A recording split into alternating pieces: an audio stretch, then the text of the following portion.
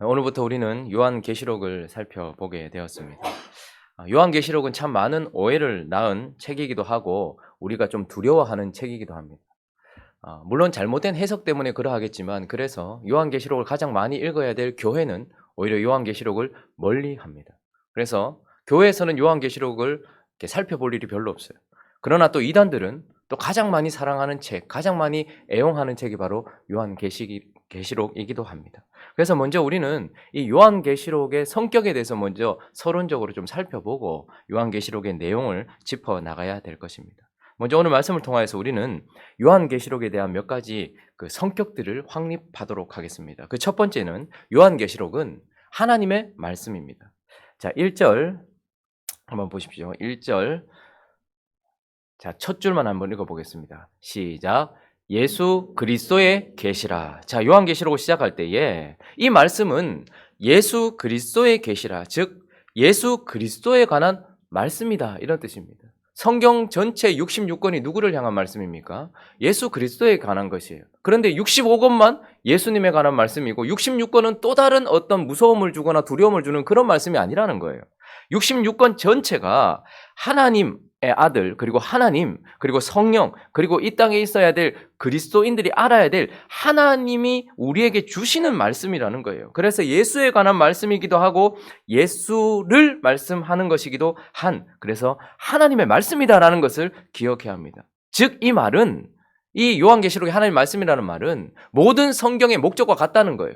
모든 성경은 하나님의 감동으로 된 것으로 교훈과 책망과 바르게 함과 의로 교육하기에 유익하다는 거예요. 그렇기 때문에 요한계시록도 우리에게 다른 메시지를 주는 것이 아니라 그리스도인으로 구원받은 자가 이 땅에서 교훈받고 책망받고 의로 교육하기에 유익한 그런 하나님의 말씀이다라는 것을 우리가 먼저 기억해야 합니다. 자, 두 번째 우리가 기억해야 될 것은 요한계시록은 또한 계시다라는 것입니다. 우리가 방금 읽었던 것처럼 예수 그리스도의 뭐라고요?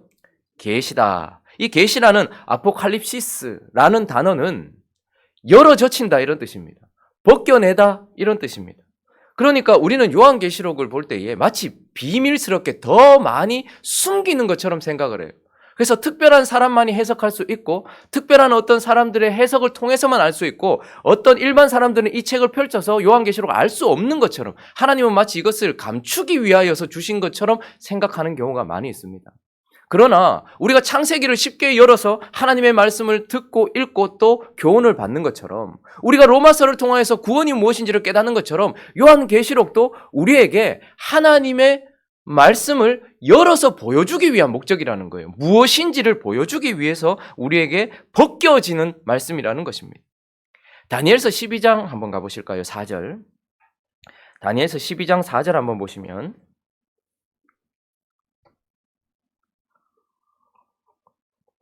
자, 구약성경 1255페이지, 6페이지쯤에 있는데요. 자, 한번 읽어보겠습니다. 시작. 다니엘아, 마지막 때까지 이 말을 간수하고 이 글을 봉함하라. 많은 사람이 빨리 왕래하며 지식이 더하리라. 자, 구약의 묵시록이라고 할 수 있는, 계시록이라고 할 수 있는 다니엘서에 하나님이 다니엘에게 사실 마지막 일, 지금 우리가 읽게 될 이제 요한계시록에 나오는 마지막 일을 이미 말했습니다. 그런데 어떻게 하라고 말했습니까? 이 말을 간수하고 또 어떻게 하라는 거예요? 이거를 봉함하라. 그러니까 비밀로 덮어놓으라는 거예요. 말하지 말고 누구에게도 알리지 말라.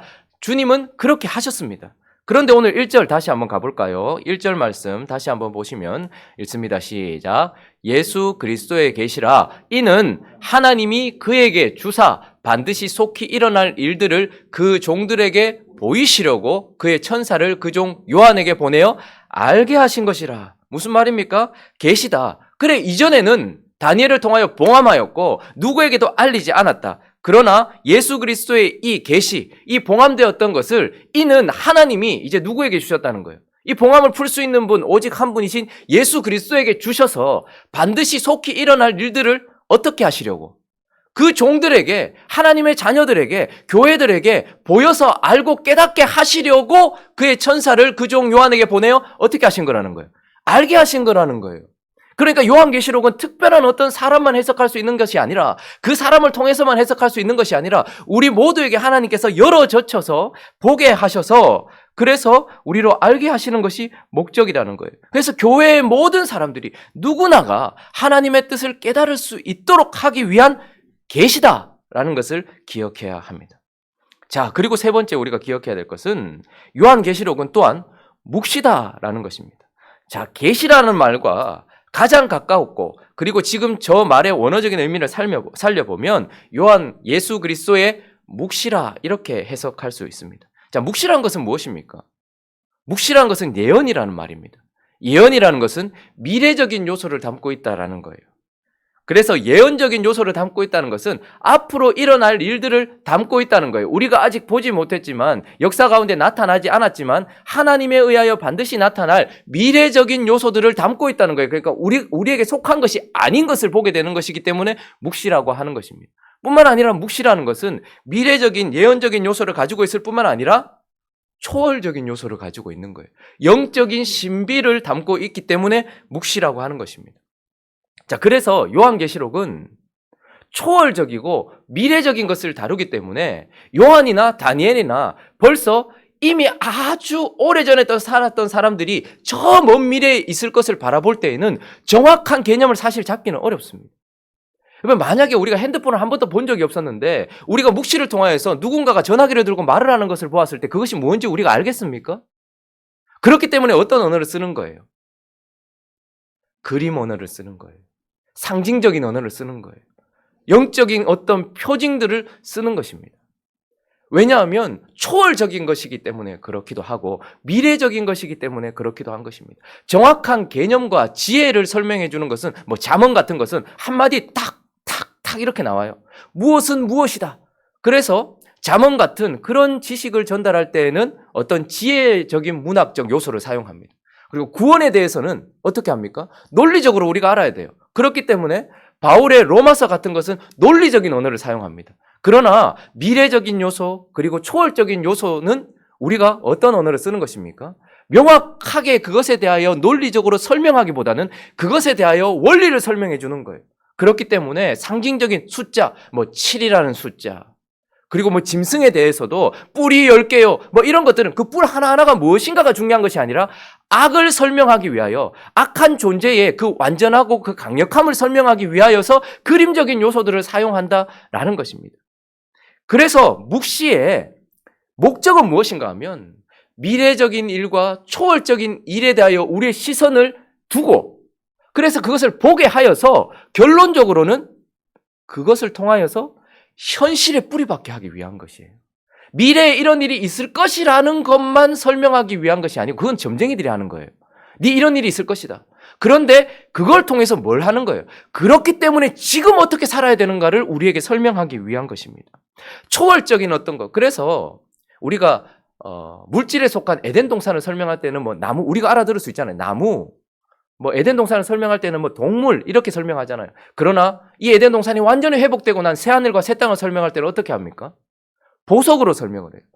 청옥, 황옥, 이런 보석, 황금길 이런 식으로 설명합니다. 근데 그건 정말 황금길이라는 말이 아니라 영적인 요소를 담고 있기 때문에 그것을 설명할 우리의 언어의 한계 때문에 그렇게 이야기를 하는 것이죠.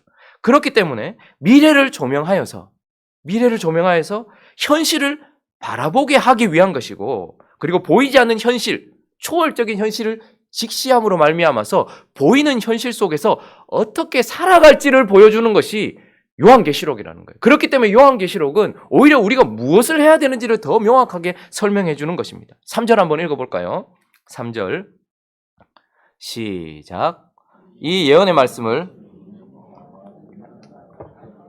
기록한 것을 지키는 자는 복이 있나니 때가 가고. 무슨 말입니까? 요한계시록을 읽고 들어서 아는 사람, 그가 또 뭐 하는 거예요? 기록된 것을 지키는 자가 되는 거예요. 그렇기 때문에 요한계시록은 우리의 지적인 호기심을 충족시켜주거나 세상에 있는 사람들이 마지막 날에 어떤 일이 일어날지에 대한 예측을 하는 그런 것들이 아니라 어떻게 현실에 뿌리박아 우리가 어떻게 살아야 될지를 보여주는 묵시다라는 것을 우리에게 말씀해 주고 있습니다.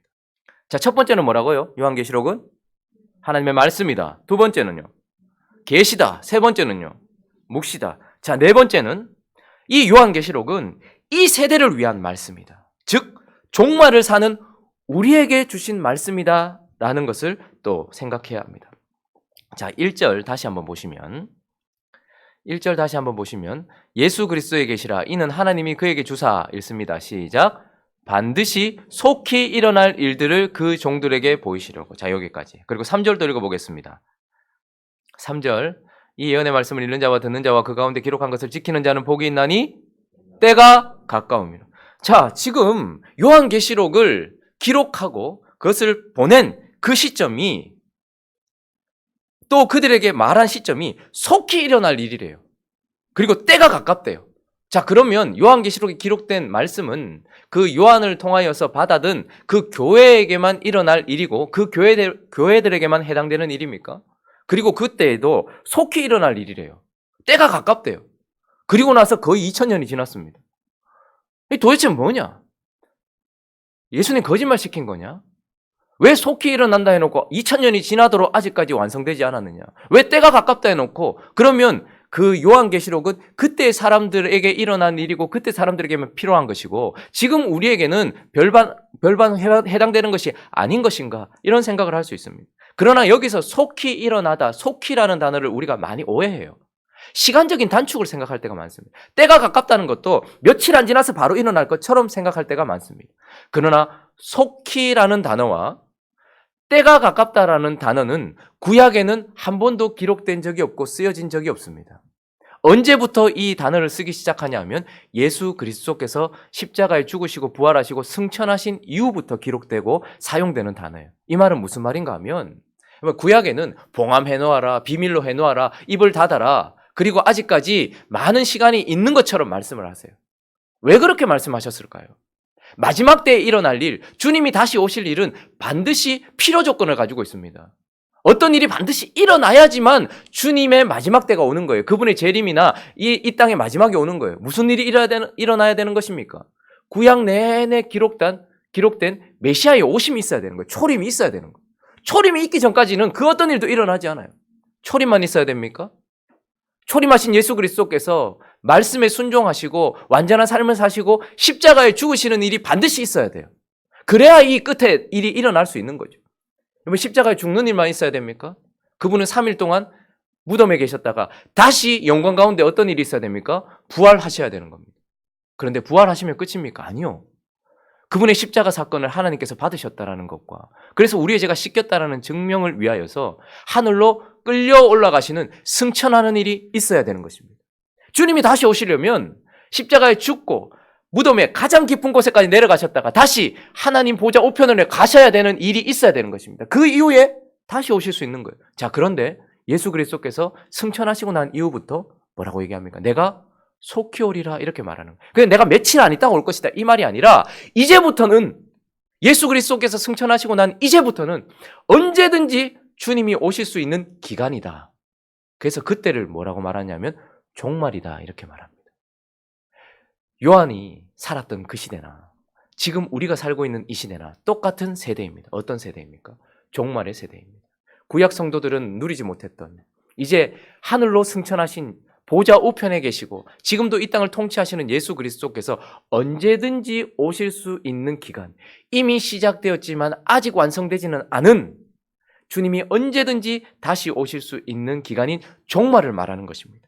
그렇기 때문에 요한계시록은 그때의 요한이 살 때에도 예수님이 승천하셨기 때문에 언제든지 올 수 있는 속히 오고 때가 가까운 그 세대를 살고 있었고 2000년이 지난 지금 우리는 더 가까운 하나님의 말씀 앞에서 더 가까운 시간 안에서 언제든지 주님이 올 수 있는 종말의 때를 살고 있기 때문에 이제 이 말씀은 그들에게도 필요한 말씀이요. 똑같이 우리도 속히 때가 가까워 왔다라고 말하며 우리에게 적용시켜야 될 수 있는 그런 말씀이다라는 것입니다.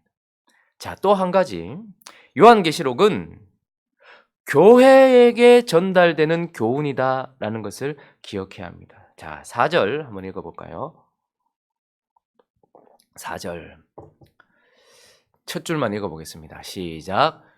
요한은 아시아에 있는 7 교회에 편지하노니. 자, 여기서 7교회가 나오는데요. 이 7교회는 아시아, 터키 지역에 있는 7개의 교회만을 말하는 것이 아닙니다. 7이라는 숫자는 상징이라는 것을 말씀드렸죠. 7이라는 것은 완전을 의미하는 것입니다. 그러니까 모든 하나님의 교회, 모든 특색을 가지고 있고 하나님이 돌보시고 있는 특색적인 교회가 7개로 표현되면서 교회에 보내진 것이다. 이렇게 말씀하고 있습니다.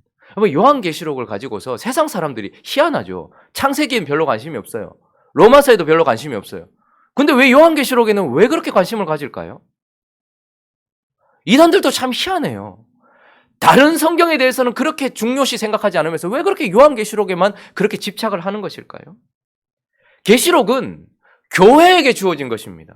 세상 사람들이 미래를 예측하라고 주어진 게 아니에요. 이단들이 자기들 이용해 먹으라고 주어진 게 아니에요. 교회에 주어진 계시란 말입니다.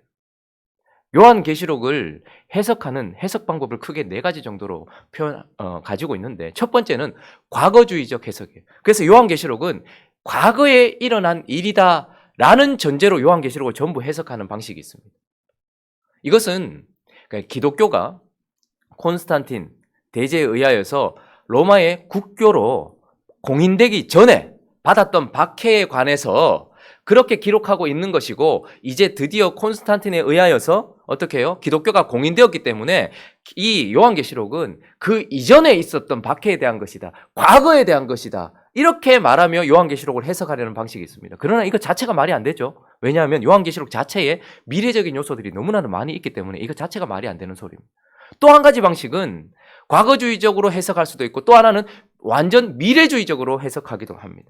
미래주의적 해석이라는 것은 앞으로 일어날 일, 가까이 있는 일이 아니라 아주 멀리 있는 미래에 대한 이야기라는 거예요. 그래서 요한계시록은 아주 먼 미래, 마지막 멸망하기 직전에 관한 이야기다, 이렇게 전제를 하고서 해석하는 방식이 있습니다. 그러나 이것 또한 말이 안 되는 소리예요. 그렇다고 한다면 이 예언의 말씀을 읽는 자와 듣는 자와 그것을 기록한 것을 보고 지키는 자, 굳이 그렇게 요청할 필요도 없고, 그리고 또 하나는 심각한 박해를 받고 있었던 그 당시 요한의 서신을 받아들였을 그 교회들에게 도대체 요한계시록은 무슨 의미란 말입니까? 먼 미래에 있을 이야기를 지금 우리한테 하는 것이, 지금 그 시대를 살아갔던 요한계시록을 받아들였던 첫 번째 수신자였던 그 7교회는 무슨 의미가 있었겠냐는 말이에요.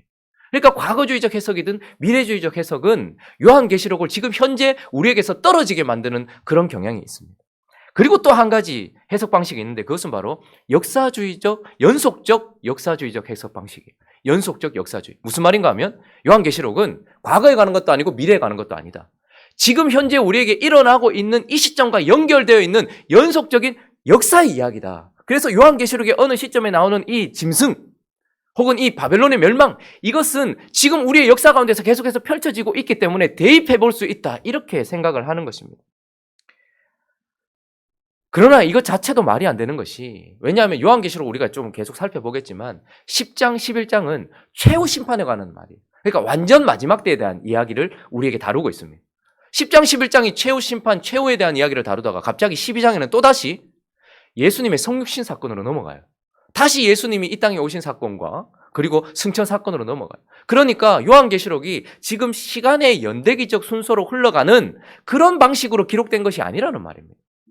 그리고 또한 이 모든 것들이 역사주의적으로 계속해서 연속적 역사주의라고 한다면, 여러분, 우린 요한계시록을 해석하기 위해서는 수세기에 걸친 모든 역사를 정확하게 알고 있는 사람이어야 할지만 해석할 수 있습니다.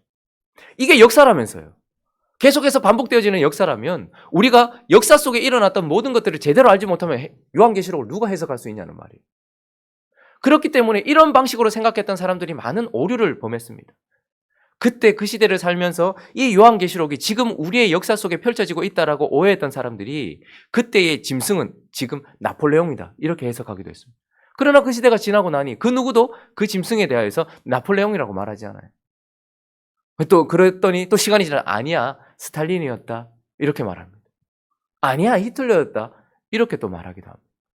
이제 어쩌면 북한에 살고 있는 사람들이 연속적 역사주의적으로 요한계시록을 해석한다면 그것은 김일성이야 라고 말할 수도 있겠죠.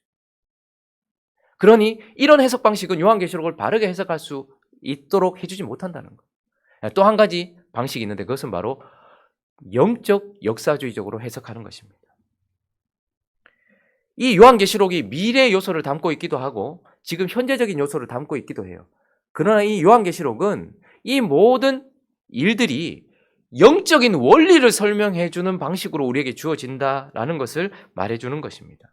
자, 한번 생각해 보십시오.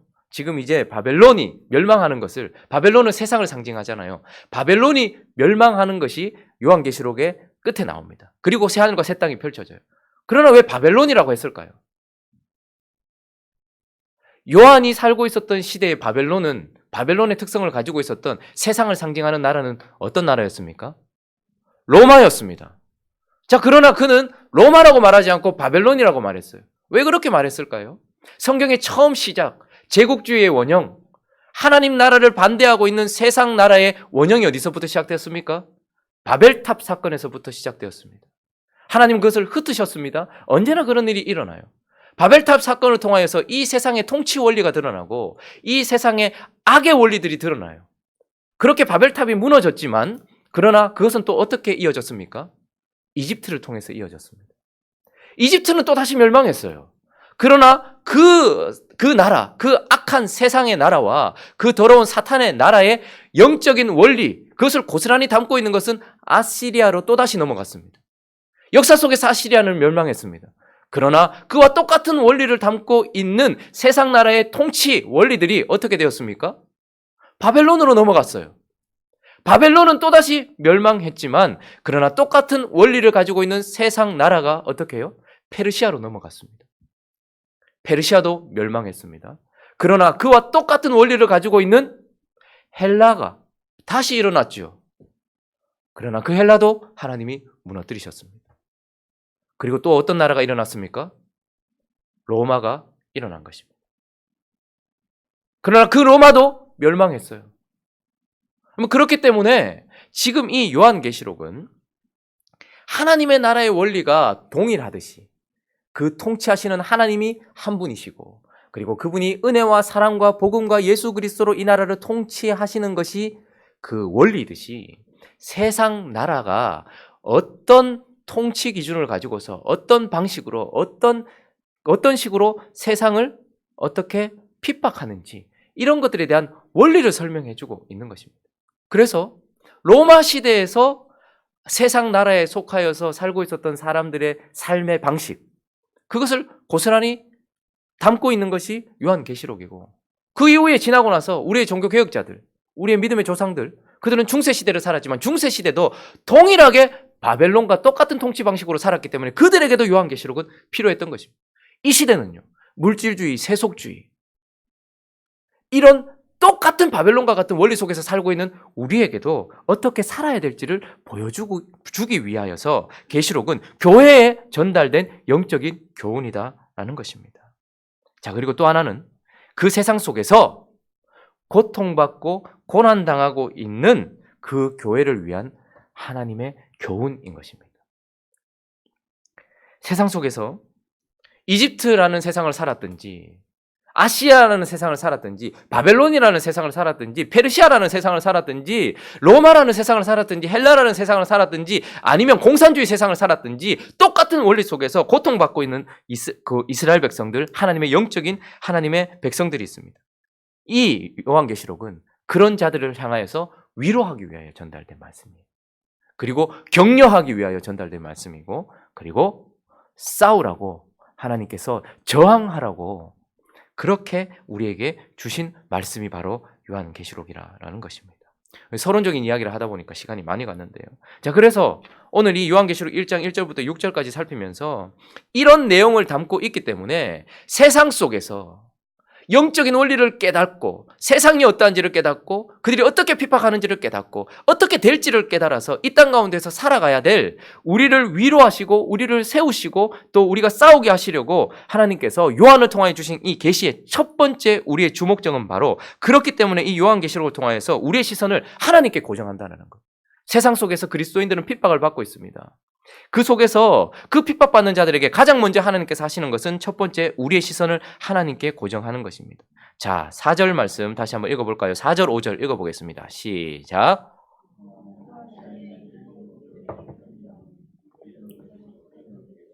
장차 오실 이와 그의 보좌 앞에 있는 7 영과 5절 또 충성된 증인으로 죽은 자들 가운데서 먼저 나시고 땅의 임금들의 머리가 되신 예수 그리스도로 말미암아 은혜와 평강이 너에게 있기를 원하노라. 자, 먼저 지금 그들이 보는 것은 뭡니까? 그들을 통치하고 있는 바벨론, 그리고 특별히 현실 속에서는 로마, 그리고 도미티안, 그 핍박강했던 도미티안 황제의 통치를 보고 있어요. 그리고 모든 사도들이 순교했고 남은 사람 요한 하나, 그리고 믿는 사람들이 전부 핍박받고 있는 그때에 하나님은 그 현실에서 눈을 들어서 하나님을 먼저 보게 하시는데, 그때에 뭐라고 말합니까? 7교회, 그들은 세상 속에 있으면서 핍박받고 있는 교회들에게 먼저 이렇게 말합니다. 이제도 계시고 전에도 계셨고 장차 오실 이, 누구를 말하는 것입니까? 특별히 성부 하나님을 말하는 것입니다. 이 단어는 출애굽기에 나는 여호와다, 나는 스스로 있는 자다 라는 어구와 똑같아. 에고에미, 나는 뭐뭐이다. 그런데 여기서 성부 하나님은 자기 자신을 나는 누구이다 이렇게 설명하시거든요. 그래서 여기서도 보면 나는 이제도 있고 전에도 있었고 장차 올 성부다 이렇게 설명하고 있고, 또 두 번째 이와 꼬실 이와, 그리고 또 뭐라고 말합니까? 그의 보좌 앞에 있는 7 영과, 이것은 무엇을 말하는 것입니까? 성령을 말하는 것입니다. 그러니까 성부 하나님, 그리고 또 누구를 말하는 거예요? 성령 하나님. 그런데 7이라는 것은 7분의 0이 있다는 말이 아니고 7이라는 완전수를 말하는 것입니다. 7이 처음 사용되었을 때에 안식일 때 처음 사용되었죠. 안식이란 뭡니까? 하나님의 날이라는 거예요. 하나님의 이런 뜻이고, 또 안식일은 거룩한 날이에요. 그날은 복주시기로 하신 거룩한 이런 뜻이고, 또 안식일은 뭐죠? 안식하신 이유가 뭡니까? 완전하기 때문에 안식하기. 다 보기 좋았기 때문에, 완전했기 때문에. 그래서 7이라는 숫자는 하나님의 라는 뜻이고 거룩의 이런 뜻이고 완전의 이런 뜻입니다. 그러니까 7 영이라는 것은 하나님의 영이요, 거룩한 영이요, 완전한 영이신 성령을 말하고 계시는 것입니다. 이사야서 11장 2절, 좀 시간이 갔지만 한번 찾아볼까요? 이사야서 11장 2절.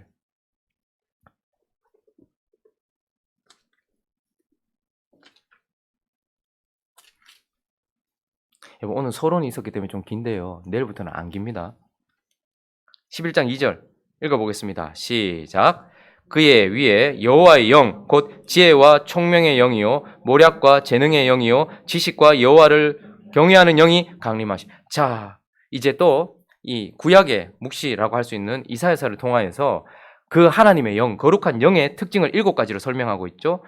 먼저 첫 번째는 여호와의 영, 두 번째는 지혜의 영, 세 번째는 총명의 영, 네 번째는 모략의 영, 다섯 번째는 재능의 영, 여섯 번째는 지식의 영, 그리고 7번째가 뭐라고 말합니까? 여호와를 경외하는 영. 그래서 이 완전한 거룩한 성령을 우리에게 말씀하고 계시면서 우리의 시선을 하나님께 고정하고 있어요. 성부 하나님께 고정하고 있고 성령 하나님께 고정하고 있고, 또 5절 한번 볼까요? 5절. 또 충성된 증인으로, 이 말은 무엇입니까? 그가 뭐의 증인이었다는 거예요? 진리의 증인이었다는 거예요. 복음의 증인이었다는 거예요. 그리고 죽은 자들 가운데서 먼저 나시고 그분이 십자가에 죽으시고 우리의 죄를 사해 주신 그런 분이셨다는 것이고, 땅의 임금들의 머리가 되셨다. 이게 누구라는 거죠? 성자 예수님에 대한 것입니다. 그런데 그분을 어떻게 설명하고 있습니까? 지금 진리의 충성된 증인으로서의 우리의 완전한 선지자시고, 그리고 죽은 자들 가운데서 다시 살아나셔서 우리의 죄를 씻기 위한 제사를 드리신 대제사장이시요, 모든 임금들, 땅의 임금들의 머리, 완전한 왕이 되신 선지자요, 대제사장이요, 왕이신 예수 그리스도에 대하여 말하면서 무엇을 말하고 싶을까요? 지금 너희가 보고 있는 현실에 뿌리 박지 말고, 지금 이제도 계시고 전에도 계셨고 장차 오실 성부 하나님이 너희와 함께 계시다는 것을 기억해라라는 거예요. 그리고 그의 영이 어떤 영이라는 거예요? 하나님의 영이면서 지혜와 모략으로 충만하고, 그리고 여호와를 경외하는 영, 그 영이 어디에 있다는 거예요? 너희 속에 있다는 것을 또 기억해라는 거예요. 고난 가운데서 정신을 차리고 너희 속에 있다는 것을 기억하라는 거예요. 그리고 너희의 완전한 선지자요, 대제사장이요, 그리고 왕이신, 이 땅의 모든 왕들의 왕이신 그 예수가 너희를 위하여 계신다라는 것을 기억해라 라고 지금 먼저 그 시선을 하나님께 돌리고 있는 것입니다. 심각한 핍박 가운데 있었던 그들에게 하나님을 먼저 소개하고, 이제 그리고 5절 후반절에 보니까 너희가 또 어떤 자인지를 기억해라. 5절 후반절에 이렇게 말합니다. 우리를 사랑하사 그의 피로 우리 죄에서 우리를 해방하시고 그의 아버지 하나님을 위하여 우리를 나라와 제사장으로 삼으셨다. 그 하나님이 너희와 함께 계시고 너희 안에 계시고 너희를 위하여 계시는데, 그런 하나님이 너희를 어떻게 하셨다는 거예요? 지금도 사랑하고 있다라는 거예요. 그리고 너희를 해방시켰다라는 거예요. 그리고 너희를 택하여서 그의 나라와 제사장이 되게 한 너희의 정체성을 기억해라. 이렇게 지금 말하고 있는 것입니다. 말씀을 정리합니다. 요한계시록은 주님이 다시 오실 그 날을 살아가는, 종말을 살아가고 있는 그때의 그 사람들이나 우리에게 똑같이 주어진 하나님의 말씀입니다. 그리고 그때의 똑같은 원리를 가지고 있는 바벨론이라는 세상 속에서 하나님의 말씀대로 살아가야 될 우리가 어떻게 살아야 될지를 설명해 주고 있는, 우리에게 정말로 필요하고 교훈이 되며 위로가 되고 신비한 어떤 것이 아니라 우리의 삶을 움직이기 위한 하나님의 말씀이라는 것을 기억하면서, 여기에 이제 주목하면서 하나하나 세상 속에서 우리가 어떻게 살아야 될지, 그리고 세상의 악의 원리는 어떠한지를 살펴보면서 은혜를 누리는 저와 여러분 되시기를 예수 그리스도의 이름으로 축원합니다. 같이 한번 기도하겠습니다. 요한계시록에 대한 오해들이 사라지고 두려움도 사라지고 하나님의 말씀, 똑같이 우리에게 주시는 하나님의 말씀이라는 그 마음을 가지고서 살펴보면서 이 땅 속에서 우리가 어떻게 살아야 될지를, 지적 호기심을 충족시켜주는 것이 아니라 영적인 삶을 움직이는 말씀이라는 것을 기억하며 나아갈 수 있도록 요한계시록을 통해서 우리에게 은혜를 달라고, 또 각자의 기도 제목들을 가지고 함께 기도하며 나아가겠습니다. 기도하겠습니다.